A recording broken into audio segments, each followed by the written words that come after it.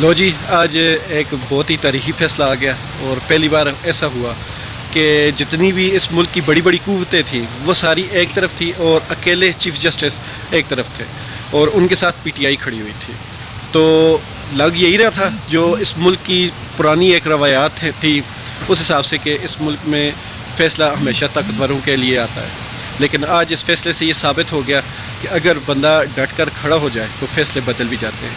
تو اب یہ فیصلہ فی الوقت ہر بندہ تو یہی کہہ رہا ہے کہ یہ بہت زیادہ تاریخی نوعیت کا حامل ہے، لیکن اب آگے چل کر اس فیصلے کے کیا اثرات ہوں گے اور اس کے کیا مطلب کہ امکانات ہوں گے یہ تو وقت بتائے گا. اب یہ جو 30 اپریل کو انتخابات کا کہا گیا تھا وہ 30 اپریل سے شفٹ کر کے اب 14 مئی کو شفٹ کر دیے گئے ہیں. اب 14 مئی کو عام انتخابات ہوں گے پنجاب اسمبلی کے.